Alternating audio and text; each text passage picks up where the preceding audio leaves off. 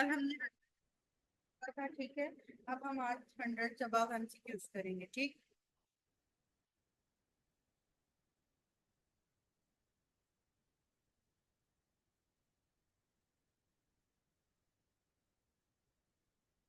ठीक है जी। 101, a young thin lean boy with a sign of tetany having blood calcium level 6।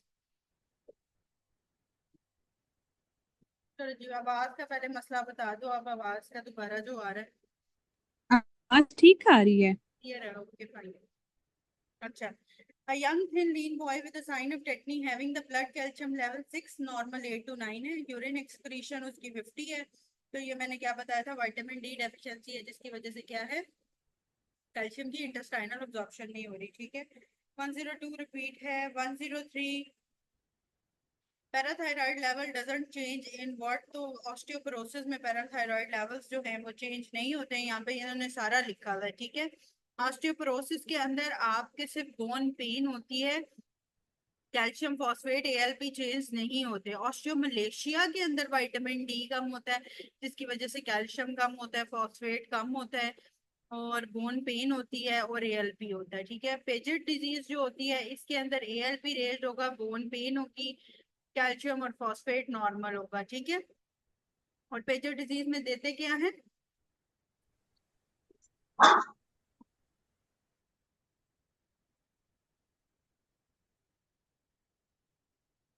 calcitonin। Very good doctor Ayesha. अच्छा। 104, the patient presented with episodic hypertension, headache, diaphoresis and palpitation. बार बार वही बात कर रहे हैं, ठीक है। लेकिन इसमें आगे क्या पूछ रहा है कि diagnosed as a case of pheochromocytoma, what will be less in the blood on lab report. तो इंसुलिन कम होती है फियोक्रोमोसाइटोमा के पेशेंट में, ठीक है।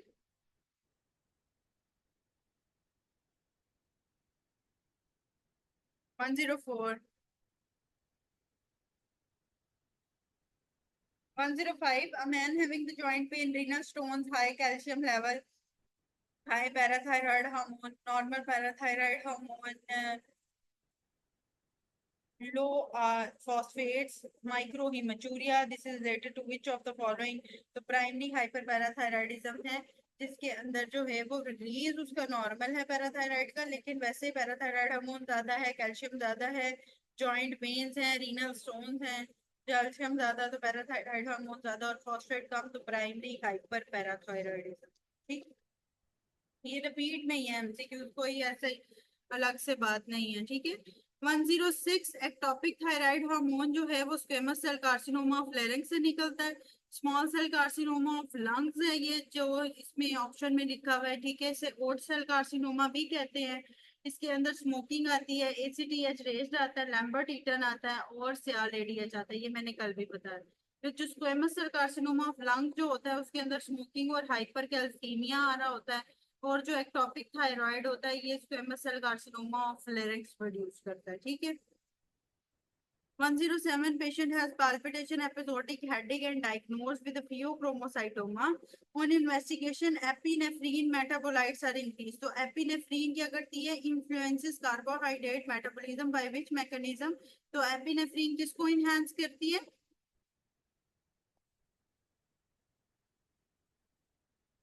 कौन से हार्मोन को enhance करती है एपिनेफ्रीन और एपिनेफ्रीन?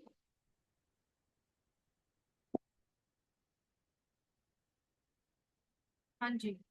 नहीं। No. Glucagon. Very good. Glucagon का क्या फंक्शन है?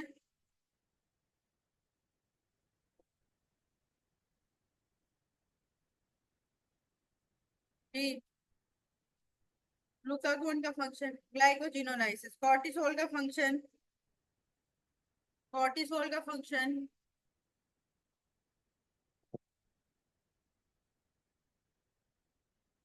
ग्लूकोनियोजेनेसिस। Very good. कीटोजेनेसिस किसका फंक्शन है?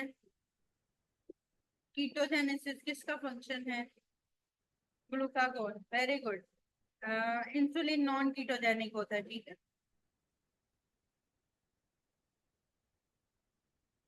सही हो गया। अच्छा, इंसुलिन नॉन कीटोजेनिक है। डीके में देख लो इंसुलिन नहीं होती है, तो इसलिए कीटोन्स बन जाते हैं, ठीक है। इस तरह याद कर लो। Okay fine. ग्लाइकोजेनेसिस किसका फंक्शन है?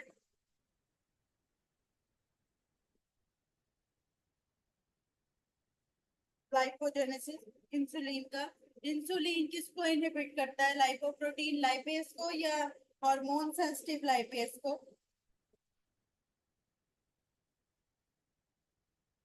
हार्मोन सेंसिटिव, वेरी गुड, ठीक हो गया। 108, the most common site of thyroglossal cyst कौन सी होती है? मिड लाइन में बनती है, ठीक है। 109, the hypocalcemic patient is developing tetany, what can be the life threatening complication that can happen? तो laryngeal spasm हो सकता है टेटनी की वजह से। 110 repeat है। 111, the middle aged woman with the increased TSH, low T3 T4 having the overweight, तो क्या है? hypothyroidism है, repeat है, ठीक है। बीच में ये सारे अभी repeat आ रहे हैं। 114, the female presented with the intense feeling of heat hyperthermia and her eyes were bulging out, exophthalmos, and the diagnosis of Graves disease was made। तो उसके अंदर क्या होगा? इंक्रीज ऑक्सीजन कंजप्शन होती है ग्रेव्स डिजीज के पेशेंट में, ठीक है। हार्ट रेट भी ज्यादा होता है, कोल्ड इंटॉलरेंस नहीं होती है, हाइपर थायराइड वालों में ज्यादा हीट इंटॉलरेंस के साथ आती है, टीएसएच उनमें कम होता है, और ट्राई आयोडाइड नहीं बल्कि T3 T4 फ्री फॉर्म में वो इंक्रीज करता है। लेकिन अगर मैं एक्सॉफ्थैल्मोस और intense feeling of heat hypothermia और आइस के साथ अगर ग्रेव्स डिजीज को एसोसिएट करूं तो उसके अंदर ऑक्सीजन कंजप्शन का प्रॉब्लम हो जाता है, वो ज्यादा ऑक्सीजन कंज्यूम करते हैं। 115, patient having the CNS symptoms, high insulin, high C peptide, low glucose, what is the cause? तो क्या है? जब इंसुलिन ज्यादा होती जा रही है, साथ में CNS symptoms भी हैं, तो इसका क्या मतलब है? कोई ट्यूमर है। इसके CNS मेट्स भी पड़े हुए हैं, इंसुलिनोमा भी है, इंसुलिन ज्यादा हो रही है, C पेप्टाइड ज्यादा है, और ग्लूकागोन बन ही नहीं रहा, लो ग्लूकोज है। Women having presented with a protruding jaw, swollen hand and feet, headache, it is due to which of the following adenoma? तो ये एडिनोमा ऑफ एसिडोफिलिक सेल्स क्यों है? एसिडोफिलिक सेल्स क्यों है ये एडिनोमा में? कौन कौन से सेल एसिडोफिलिक या जीनोफिलिक होते हैं? जीपी, हाँ, ग्रोथ हार्मोन एंड प्रोलैक्टिन, ठीक है। तो ये जीनोफिलिक बोले या एसिडोफिलिक बोले, दोनों एक ही बात है, राइट? हाँ, दोनों। उसके बाद है patient having haemoglobin HbA1c 6.8, fasting जो ब्लड शुगर है उसकी 141 है, तो इंटरप्रिटेशन क्या है कि वो डायबिटीज है, जाहिर है। फास्टिंग कितनी होनी चाहिए? फास्टिंग 126 से नीचे होनी चाहिए, ठीक है। और जो 2 hour after intake of meal है वो 140 to 200 की रेंज होनी चाहिए। 126 से ऊपर हो जाएगी फास्टिंग तो वो हमारे पास डायबिटीज में आ जाएगा, ठीक है। तो ये diabetes. 118, 16 year old with a 15 year history of diabetes, how to check long term आपने HbA1c पे चेक करनी है, जिसको हम ग्लाइकोसाइलेटेड हीमोग्लोबिन भी कहते हैं, ठीक है। 120, फोलिकुलर कार्सिनोमा करेक्टरिस्टिक्स क्या होते हैं? ये इन्वेड कर जाते हैं कैप्सूल को, ठीक है। और ये इनका स्प्रेड किसके थ्रू होता है?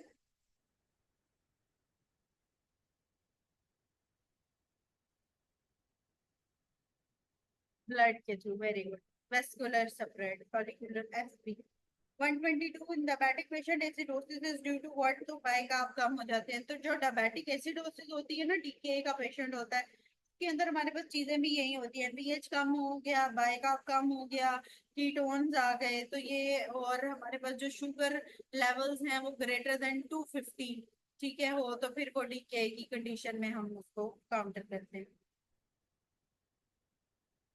अच्छा, अब आप आ जाएं अगले पेज पे। इसमें ये सारे रिपीट हैं जो मैं छोड़ रही हूँ, ठीक है। इसमें ऐसा कोई भी नहीं है जो आज किया जा सके, ठीक है। अच्छा, पेज नेक्स्ट पे आ जाए, 135 MCQs पे आ जाए, ठीक। Histopathological slide made after the right lobectomy and isthmusectomy for a solitary thyroid nodule shows the cell balls and myeloid deposits and foci of C cells hyperplasia। Most likely diagnosis क्या है? तो medullary carcinoma है। सी sales जो हैं वो calcitonin produce करते हैं, इसीलिए ये जो सी सेल्स के साथ मेडलरी कार्सिनोमा का यहाँ पे एसोसिएट किया है, ठीक है। 136, one boy fell on the ground, foot got fracture of arm, tetany on checking BP। BP पे जब हम टेटनी चेक करते हैं तो इसको क्या करते हैं? कौन सा साइन है ये? बीपी, बीपी जब हम ले रहे हो, हाँ, डोल्टन साइन, वेरी गुड। ठीक है, ये decrease serum calcium and normal urine calcium, तो इसके अंदर क्या है कि ये हमने पहले भी पढ़ा था, तो उसके अंदर विटामिन डी डेफिशिएंसी है जिसमें उसके फ्रैक्चर भी हो सकते हैं और कैल्शियम जो है वो सीरम में कम हो सकती है। ठीक है, एक बात ये इस तरह विटामिन डी डेफिशिएंसी, और दूसरा इन लीन पेशेंट के साथ विटामिन डी डेफिशिएंसी की बात आ जाएगी। ठीक है, तो दो एमसीक्यूज आ रहे हैं कैल्शियम के ऊपर नीचे होने से विटामिन डी के। ठीक है, और तीसरा मेन चीज के इंटेस्टाइनल अब्जॉर्प्शन का पूछ लेते हैं कि विटामिन डी करता क्या है कैल्शियम के साथ। ठीक है, अच्छा।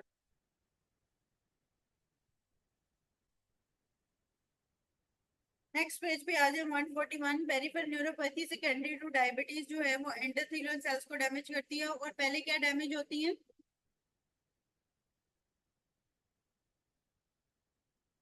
प्री डायबिटिक पेरिफेरल नेफ्रोपैथी को छोड़ें, डायबिटीज में पहले क्या होती है, नेफ्रोपैथी या वेस्कुलोपैथी? ठीक है, और फिर उसके बाद नेफ्रोपैथी। तो वेस्कुलोपैथी में एंडोथेलियल सेल्स पहले डैमेज होते हैं, उसके बाद नेफ्रोपैथी शुरू होती है। ठीक हो गया।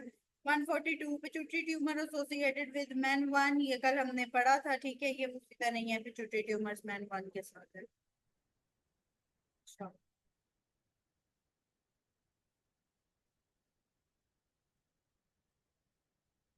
हाँ वेस्कुलोपैथी पहले। अच्छा, अब आप आ जाए पेज नंबर 582 पे। ये सारे रिपीट है, बीच में सब रिपीट है।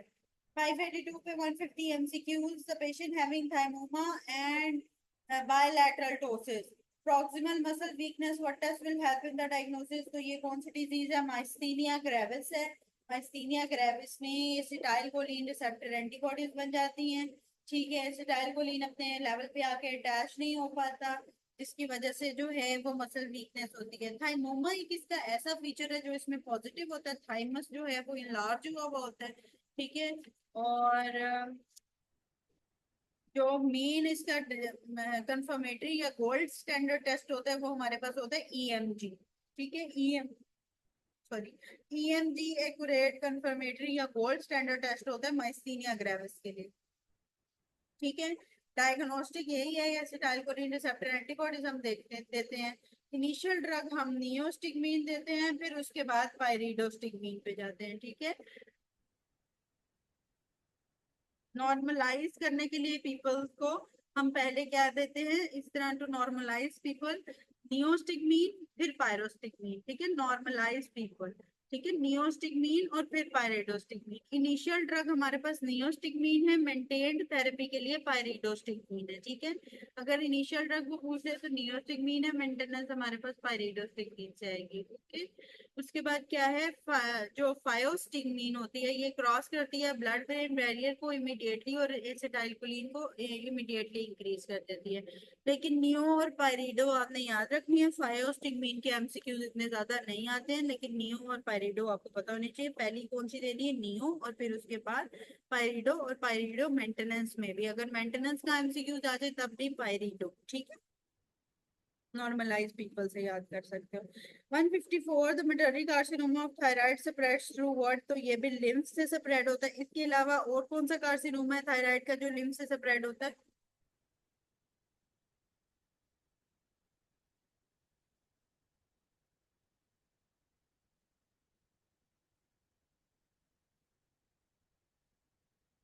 Papillary, very good. ठीक है, पेपिलरी। अच्छा, नेक्स्ट पेज पे आ जाए 583 पे 160 MCQs, in PCOS what causes an increase in androgen, तो जो एलएच है, एलएच और इंसुलिन जो है वो मेनली इंक्रीज करते हैं एंड्रोजन्स को पीसीओज में। 162, 68-year-old woman with a poor dietary habits and sedentary lifestyle having the fracture of femur neck, तो इसके अंदर जो है वो पोस्ट मेनोपॉजल एस्ट्रोजन डेफिशिएंसी हुई है, जिसकी वजह से ओल्ड लेडी लेडी जो है इसके अंदर जो है वो fracture of neck of femur हुआ। 167, in clinical setting 50 males with increase BP what to check, अगर 50 के 50 मेल्स आ गए हैं जिनका बीपी ज्यादा हो रहा है तो हमने उनमें कैटाकोलामिन्स या मेटानेफ्रीन चेक करनी है। ठीक है, अगर बीपी सबसे ज्यादा हो रहा है 50 के 50 पेशेंट में तो कैटाकोलामिन चेक करनी है। ठीक है, इसमें मेटानेफ्रीन हम कह देते हैं। कल मैंने इसके एसिड भी दो बताए थे मेटानेफ्रीन के, याद है किसी को?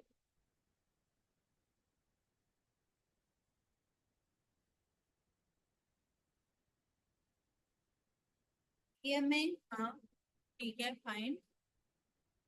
अनालमलालिक एसिड, और एक और था, एच से उसका नाम था।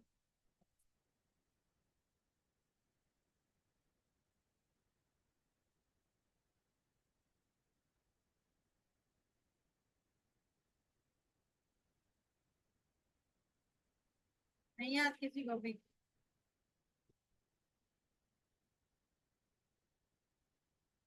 अनाल मेंडेलिक एसिड और होमोबेनेलिक एसिड, हाँ होमोबेनेलिक एसिड और विनाइल मेंडेलिक एसिड, ये दोनों एसिड। अच्छा जी, 171 पे आ जाए, page number 584। Follicular lymphoma translocation, ये हमने पहले भी की हुई है, 1418। अच्छा जी, इविंग सार्कोमा की क्या है?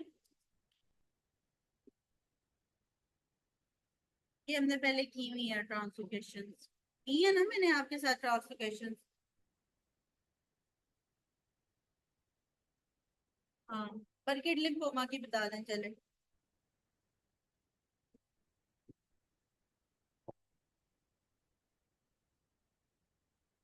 हाँ जी, 840 एक हो गया। इविंग सार्कोमा की बताएं। इविंग सार्कोमा जो कि बोन्स के अंदर होता है, उसकी ट्रांसलोकेशन बताएं। 1122, वेरी गुड डॉक्टर फाइजा। अच्छा, इसके अलावा बताएं, एएमएल की बताएं।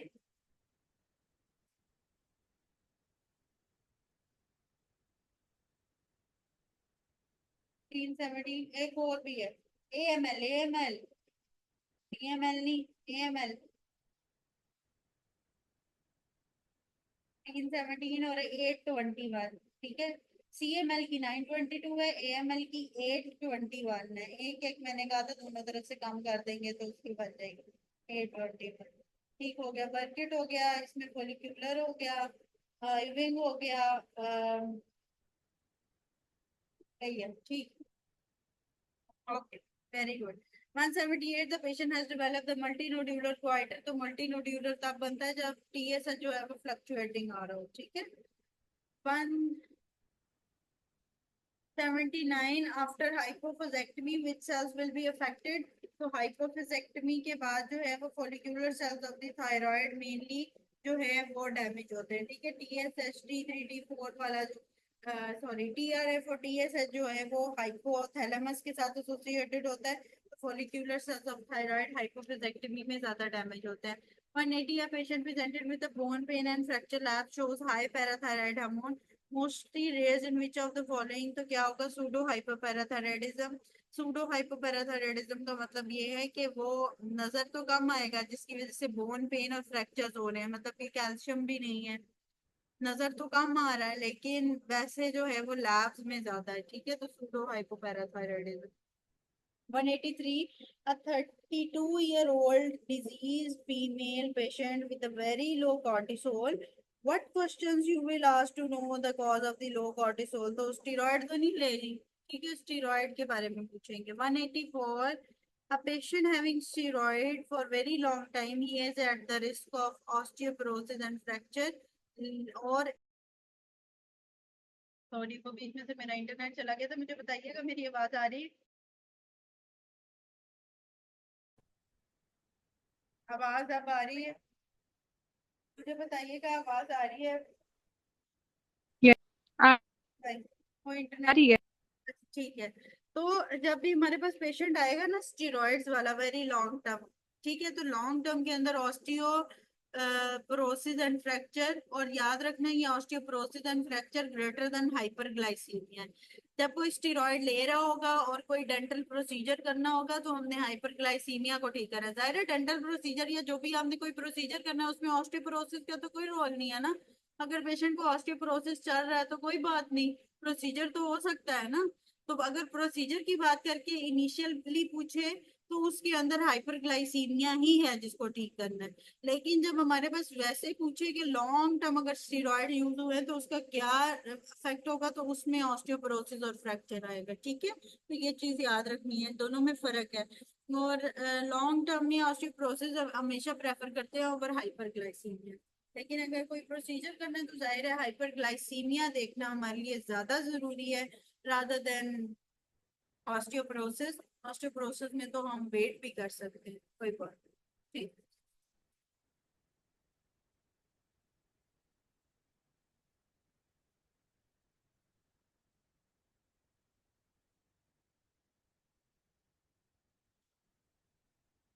उसके बाद है जी,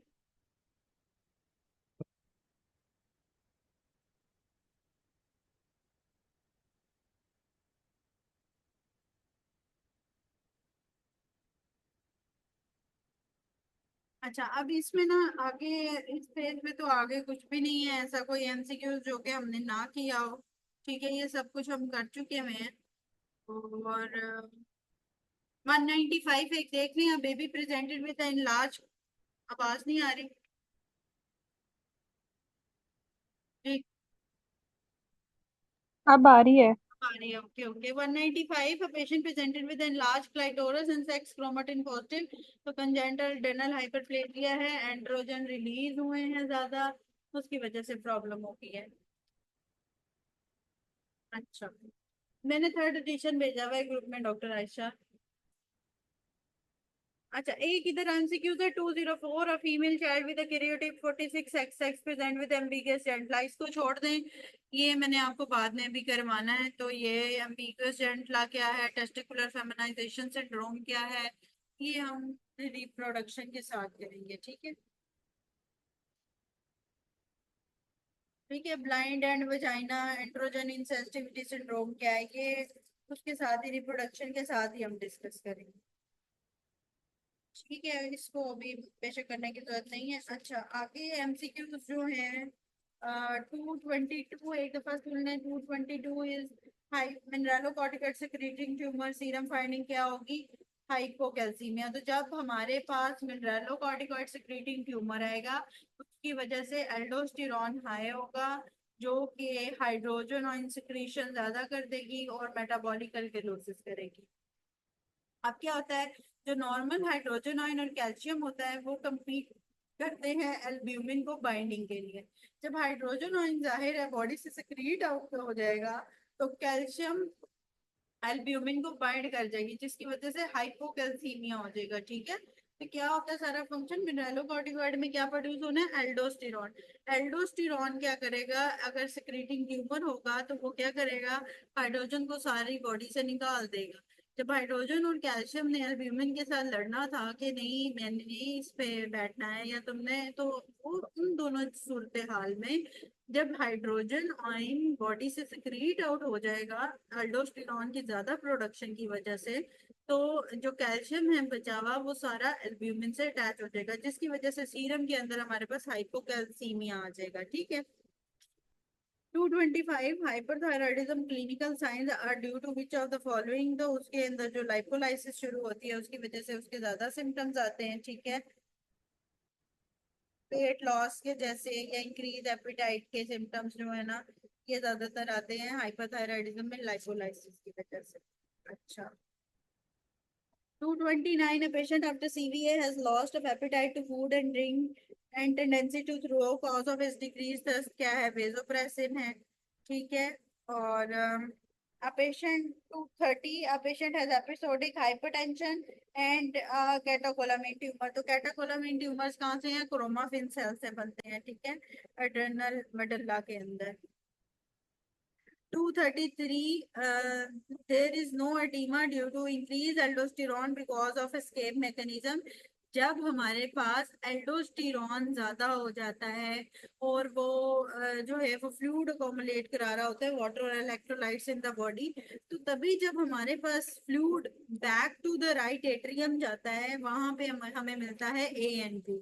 जब बहुत ज्यादा हमारे पास आ रहा होता है फ्लूइड तो उसमें ANP जो है वो एक्टिवेट हो जाता है। और ANP क्या करता है, ANP जो है वो रेनन सिस्टम को अच्छा 189 करती हूँ। रेनन सिस्टम को जो है वो इनहिबिट करता है, इसको हम एस्केप मैकेनिज्म कहते हैं, जिसकी वजह से जब रेनन सिस्टम इनहिबिट हो जाता है तो बहुत ज्यादा पानी जो है वो बॉडी में नहीं होता और एडिमा नहीं होता। ये एस्केप मैकेनिज्म है, ठीक है। एस्केप मैकेनिज्म की समझ आ गई है?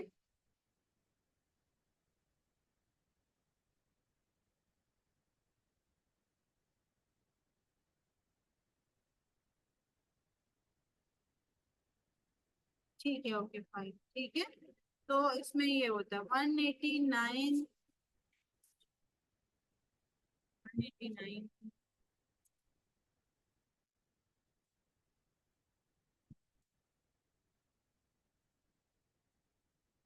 A patient presented with the internal female genitula, external male genitula and shows adrenal cortical hyperplasia. Which of the following hormone is deficient? तो जब विरलाइजेशन की बात थी तो मैंने क्या कहा था, विरलाइजेशन में क्या आ जाएगा, 21 अल्फा हाइड्रोक्सिलेज डेफिशिएंट आ जाएगा। बीपी की बात करेगा तो कौन सा आएगा, 17 हाइड्रोक्सिलेज डेफिशिएंसी। और विरलाइजेशन और बीपी दोनों की बात करेगा तो 11 बीटा हाइड्रोक्सिलेज डेफिशिएंसी, ठीक है। और अगर इसी में ही टेस्ट की बात करेगा तो टेस्ट में 17 हाइड्रोक्सी प्रोजेस्टेरॉन टेस्ट होता है, ठीक है।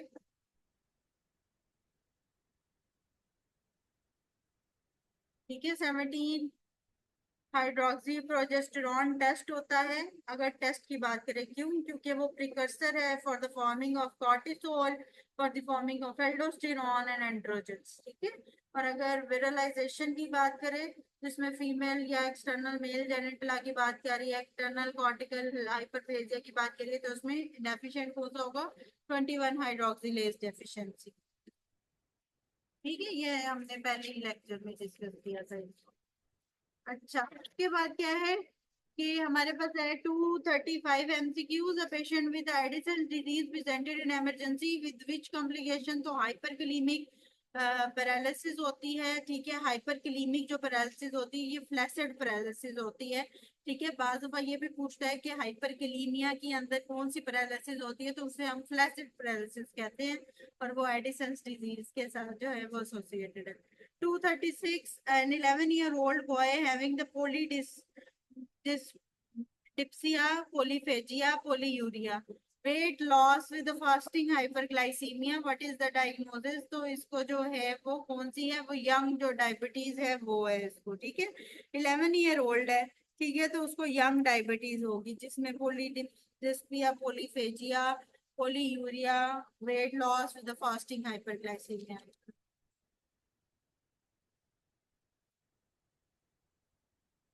240,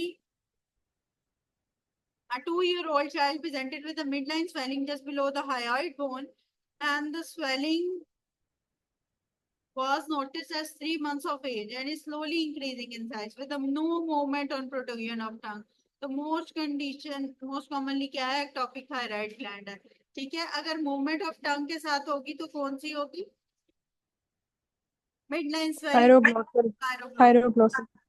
241, the effect of giving T4 to a girl with hypothyroidism क्या होगा, उसका रेस्पिरेटरी रेट बढ़ जाएगा।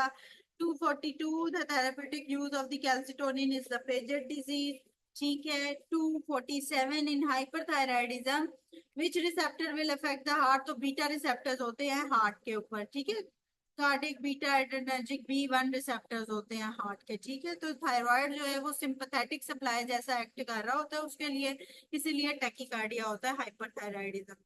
248, post adrenalectomy patient died due to deficiency of aldosterone, aldosterone की डेफिशिएंसी, पोटाशियम ज्यादा बॉडी में, हाइपरकलीमिया, हाइपरकलीमिया से फ्लैसिड पैरालिसिस, अरिथमियास और डेथ,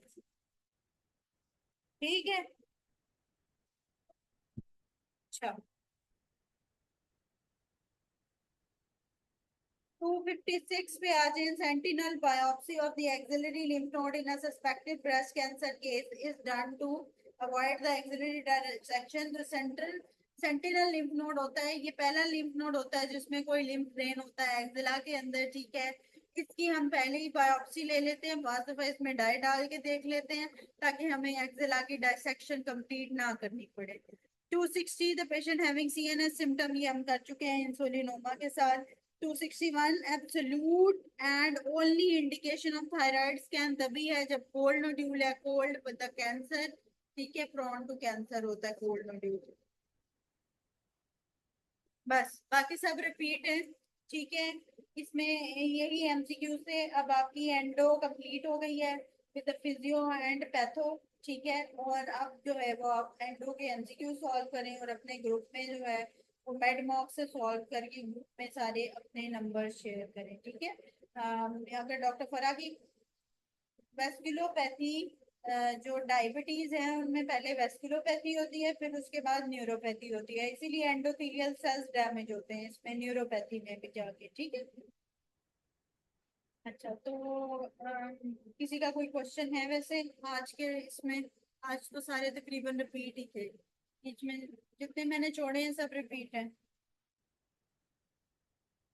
किसी का कोई क्वेश्चन? नो, ठीक है, ओके। कोई क्यूरी रह गई हो? हाइड्रोक्सी एंजाइम्स,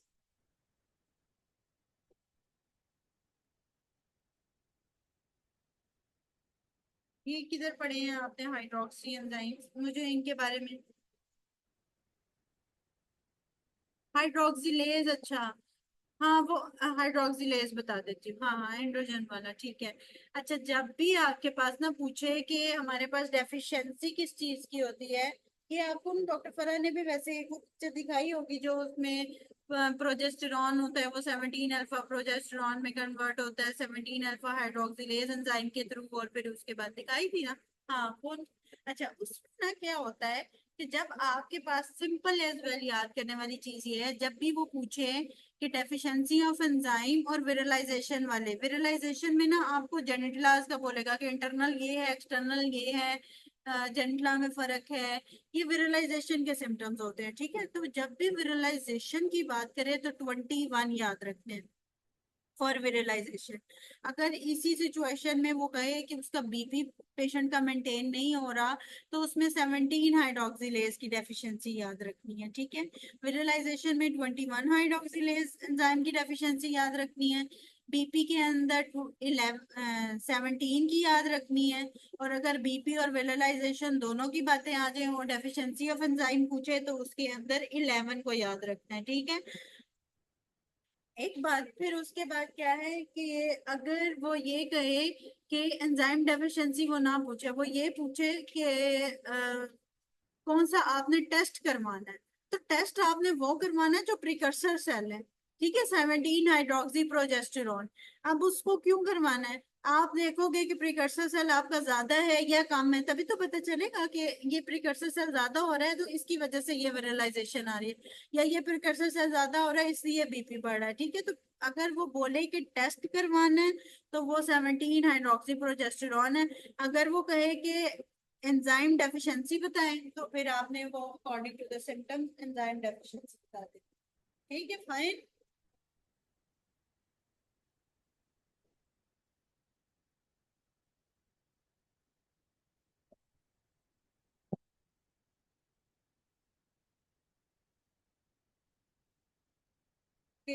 किसी की कोई और कोई क्यूरी किसी की भी?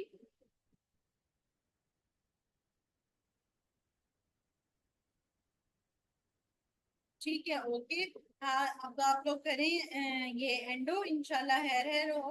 कल से हम जीआईटी स्टार्ट करेंगे और मैं कोशिश करूंगी कि एक दिन बीच में ब्रेक दे लें क्योंकि अभी टाइम है नवंबर तक, हम easy easy slow and study चलते रहेंगे तो हमारा जो है ना वो, ताकि आप जो वीकली पढ़ रहे हैं ना वो आप रिवाइज कर लो, ये करना बहुत जरूरी है, ठीक है। वीकली जो पढ़ रहे होते हैं ना उसको रिवाइज करना is very much necessary. I can understand कि हम सारा हफ्ता कुछ ना कुछ करते रहते हैं, जाहिर है जॉब्स हैं सारा कुछ है सबकी है, तो वो उसके अंदर जो होता है ना वीकली एक थोड़ा सा टाइम मिलना चाहिए ताकि आप लोग रिवाइज कर सको, ठीक है। तो वो टाइम टेबल में एडजस्टमेंट हम कर लेंगे, नो वरीज टू दैट, ठीक है। तो बाकी आप लोग अब मिनटों का टेस्ट कीजिएगा आज इंशाल्लाह, और फिर उसके बाद जो है ना वो हम कल से जीआईटी स्टार्ट करेंगे। ओके, अल्लाह हाफिज। अल्लाह हाफिज।